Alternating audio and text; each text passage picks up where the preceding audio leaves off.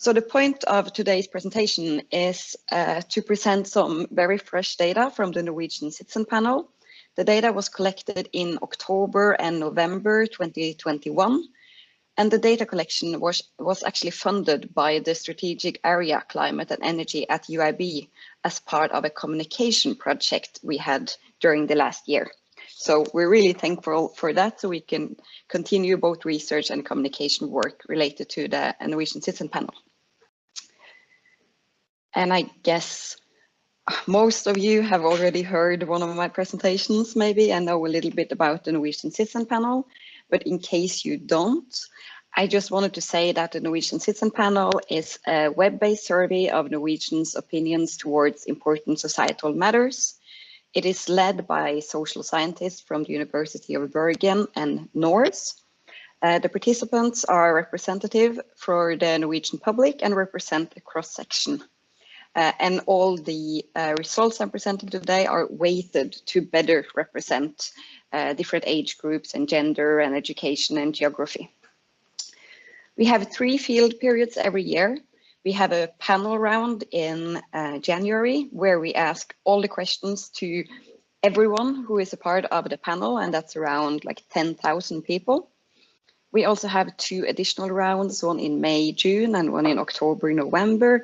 And then we have a somewhat smaller groups of people answering our questions, but no matter what, it's always above 1,500 and it should be representative nevertheless.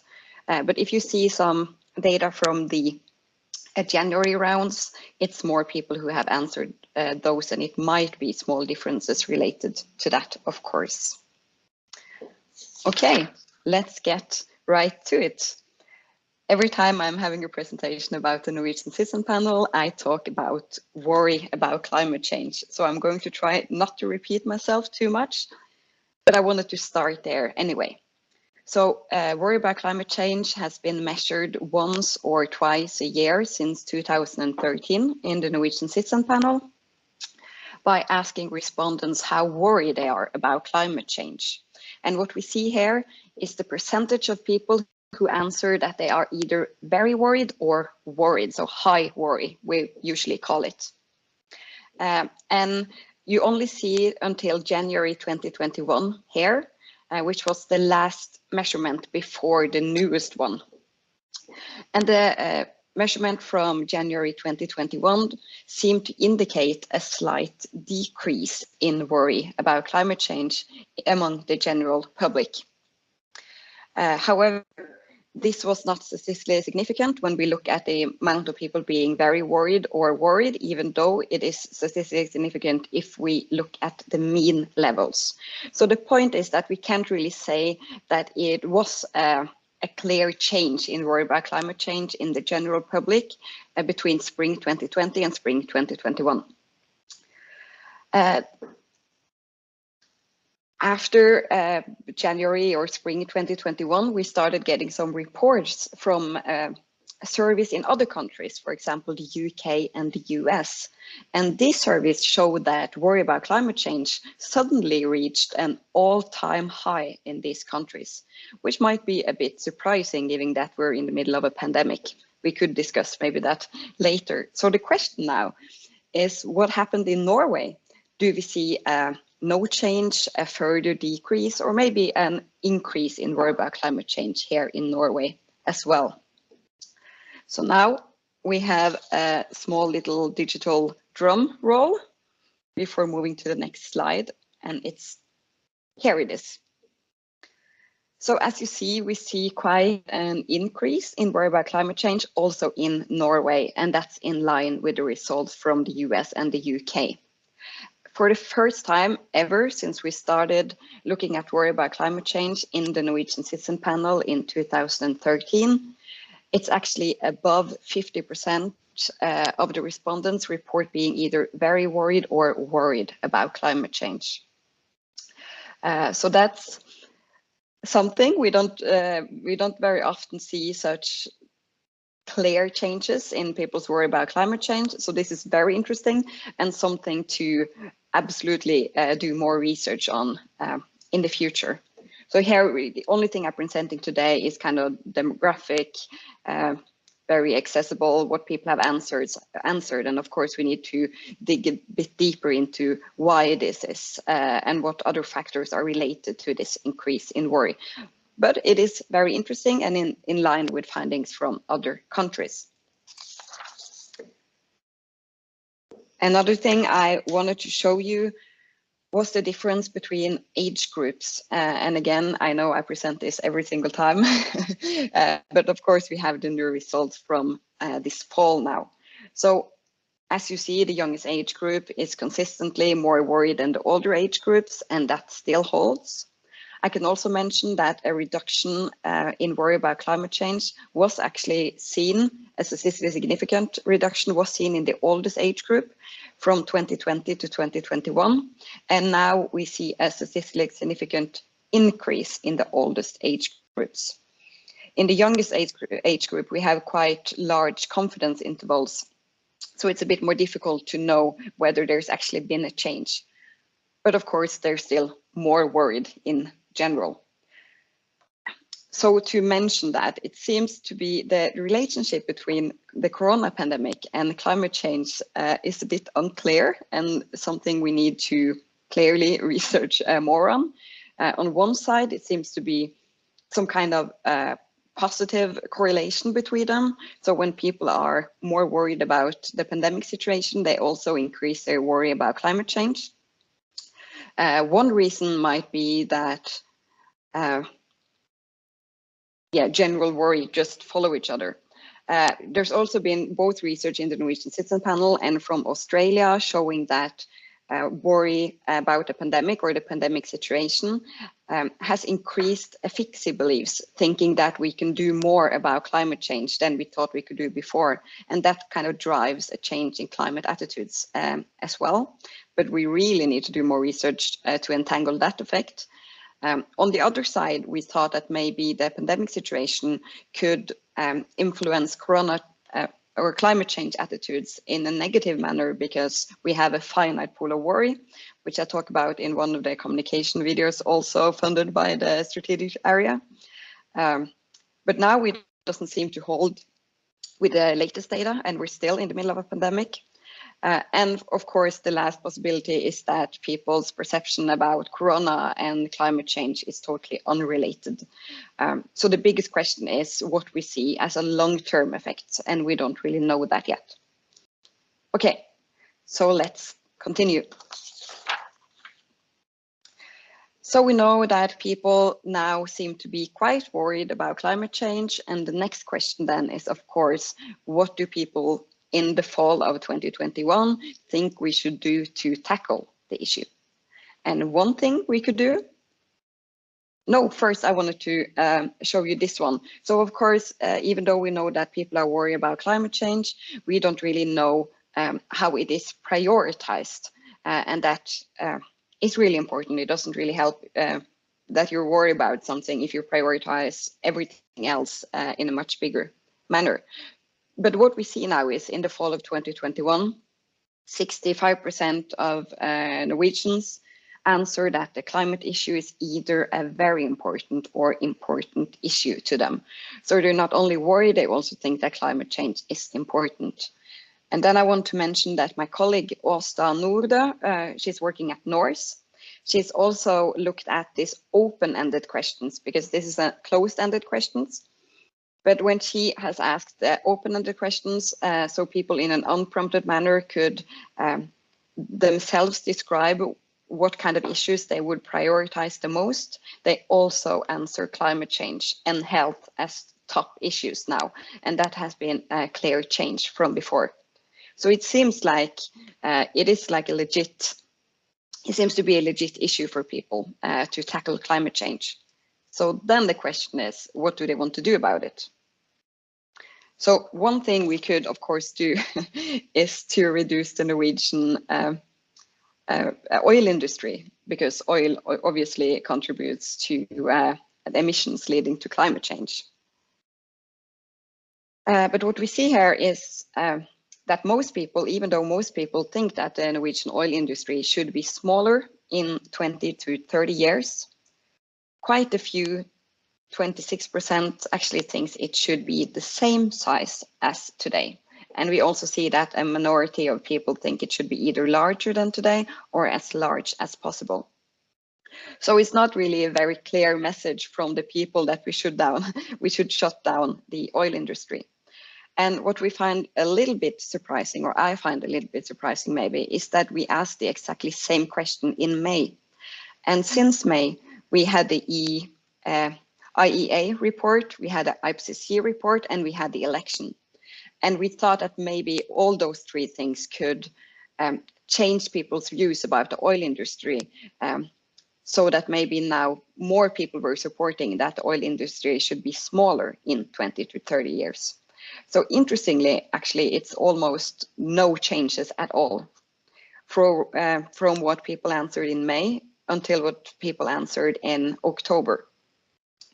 So one theory on why this is might be that even though the EIA and IPCC reports kind of speaks to the fact that we should reduce our oil industry, the politicians, even though we changed to like a more left-leaning political climate now, or government, still it's not a clear message from the government that we should actually reduce the oil industry. So here is a quote from Jonas Gahr Støre in the Financial Times saying that drilling shutdown would mean an end of the green transition.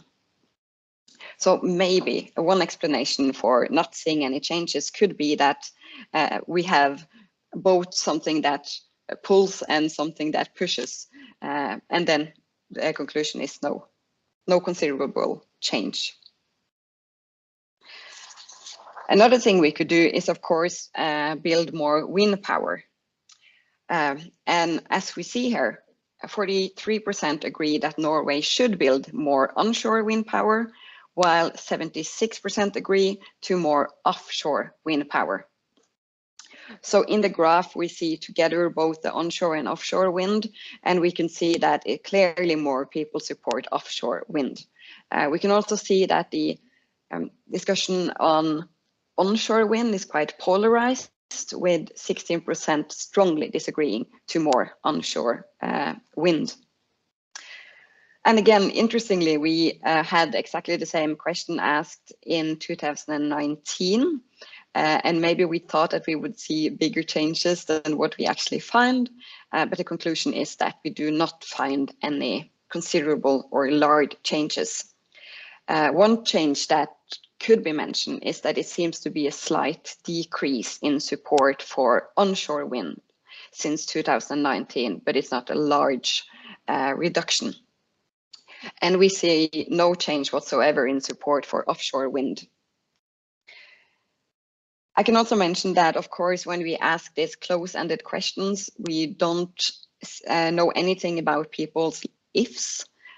So this is a general support for wind power, but mostly people, of course, have this, I support wind power if it's not in my backyard or if it doesn't destroy the local environment. And that brings us to the next question. So the SANCLIM project led by Michael Tatham decided to include a question trying to look at people's priorities when it comes to global climate change versus nature. And these are really local nature. So these are, of course, very hard questions to ask. And we try to develop better questions, trying to figure out exactly how to do this. But this is our first try to include something like this in the Norwegian Citizen Panel.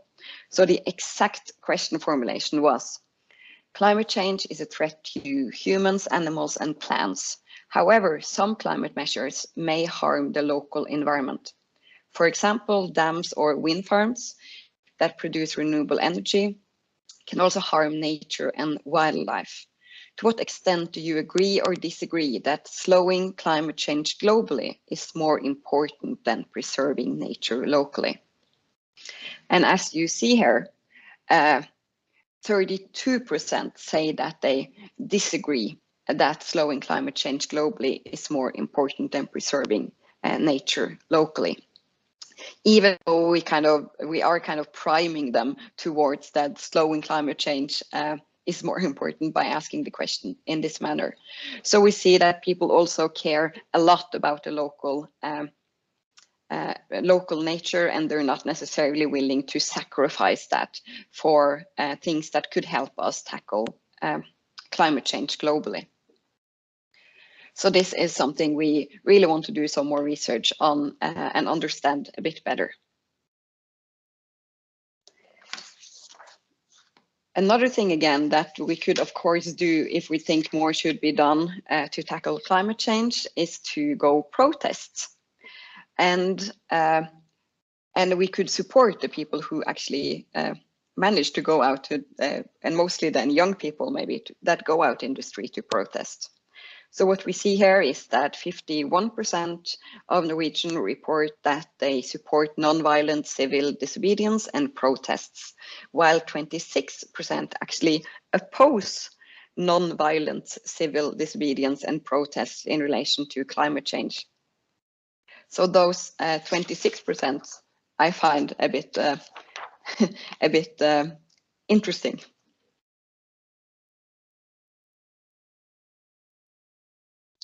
And when we ask people whether they plan to protest themselves for climate change during the next 12 months, 6% says that they will likely or very likely participate in the climate protests. And again, this is a question we have asked before in May 2019. And it's hard, I haven't looked at it, so we don't really know if the changes are statistically significant. But in May 2019, 9% of the public said that they were likely or very likely to participate in a protest. So it's a bit fewer now. And of course, this could be influenced by the pandemic or just generally less focus on climate protests. In 2021, what we see here, 45% says it's not likely at all that they will participate in a protest, while the number was 35% in 2019. So it seems like more people say that they are absolutely not likely. Let's see how much time I've used. I obviously forgot to put on the timer, but I think I'm still fine.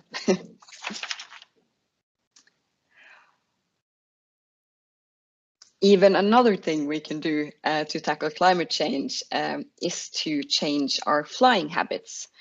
So I also wanted to include this one question from the May round. So this is not from this fall, but from May 2021.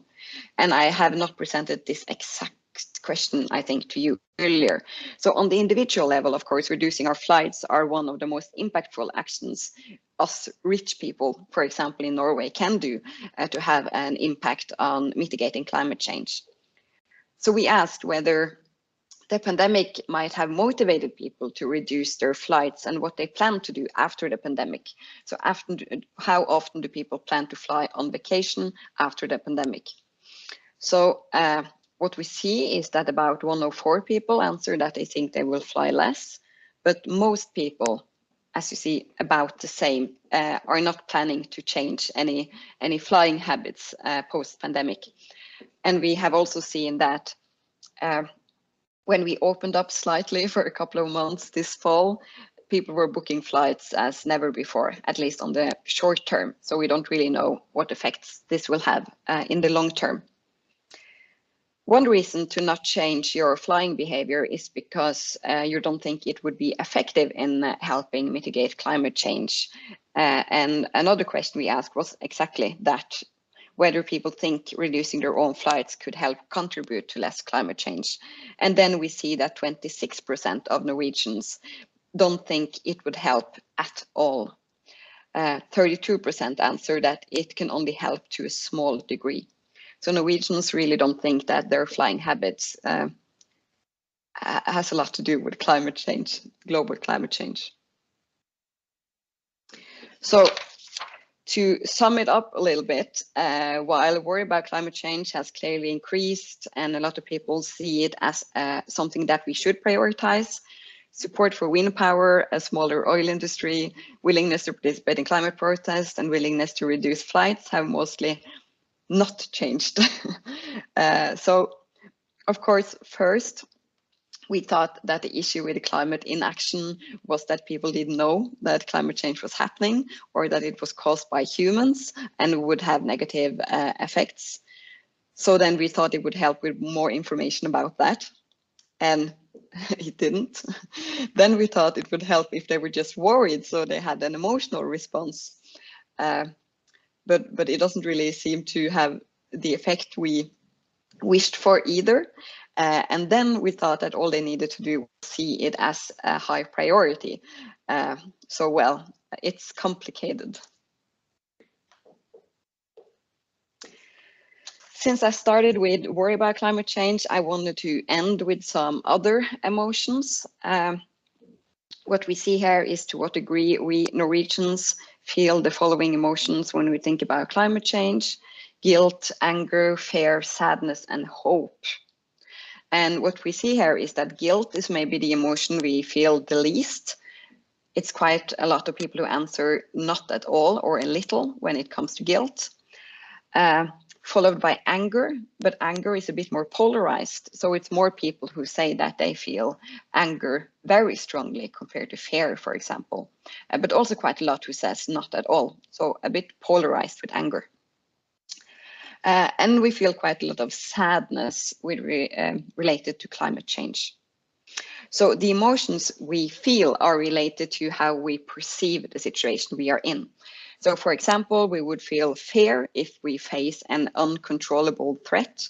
We would feel sadness if we experience loss, guilt if we feel we have overstepped moral boundaries, and so on. So it does indicate a little bit how we look at climate change. The different emotions are also related to different kind of reactions, or what we would call action tendencies. That would be more or less helpful in mitigating climate change. So most of you know that fear traditionally is related to either fight or flight, and maybe even freeze. And sadness is related to withdrawing, which would be negative when it comes to climate change mitigation, but it can also be related to wanting to help or find comfort in a group, which could be positive. And that again would depend on whether we think we could help by doing something. Guilt is also related to withdrawal or wanting to repair something, while anger is related to like attack or punish, which of course seems very negative, but we also know that anger can be very important as an emotion to stand up for social injustice, and it has been in the past. And again, like hope can be related to both acting and not, depending on whether the hope is kind of constructive or a false hope that this will just fix itself.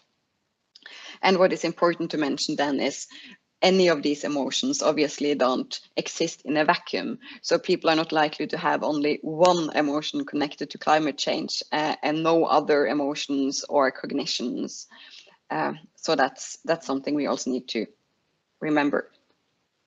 So then I'm done with my presentation. If you want to know more about this and speak Norwegian, you can see a lot about Norwegian climate attitudes.